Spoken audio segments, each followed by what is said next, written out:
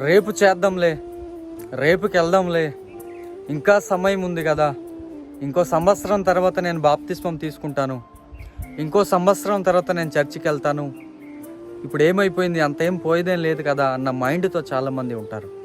కానీ నువ్వు మారు మనస్సు పొందుటకు నేను సమయం ఇచ్చి తిని అని ప్రకటన గ్రంథంలో దేవుడు చెప్తూ ఉన్నాడు. ఈరోజు దేవుడు నీకు సమయం ఇచ్చాడంటే నువ్వు మారతావని ఉద్దేశంతోనే దేవుడు నీకు సమయం ఇచ్చాడు. నీలో మారు మనస్సు కలుగుతుందేమో అనే ఉద్దేశంతోనే దేవుడు సమయం ఇచ్చాడు. ఇప్పుడు ఆ సమయాన్ని నువ్వేం చేసుకుంటున్నావు? డబ్బు సంపాదించడానికి ఉపయోగించుకుంటున్నావు. ఆ సమయాన్ని నువ్వేం చేసుకుంటున్నావు? నీకు నచ్చినట్లుగా ఎంజాయ్మెంట్ చేయడానికి నువ్వు వాడుకుంటున్నావు. ఆ సమయాన్ని నువ్వేం చేస్తున్నావు? మంచి భోజనం వండుకొని తినడానికి నువ్వు ఉపయోగిస్తున్నావు.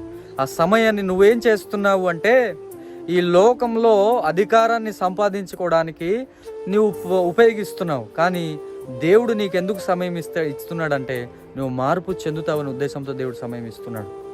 ఈరోజు నీ కుటుంబంలో మార్పు కలగాలని దేవుడు సమయం ఇస్తున్నాడు. నీ జీవితంలో మార్పు కలగాలని దేవుడు సమయం ఇస్తున్నాడు. సమయాన్ని వ్యర్థపరచకు, సమయాన్ని వృధా చేయకు. ఈరోజు సమయం దేవుడు ఇచ్చాడు అంటే కేవలం నీ మార్పు కోసమే అని ప్రభు పేరిట మనవి చేస్తూ ఈ మాటలను ముగిస్తూ ఉన్నాను.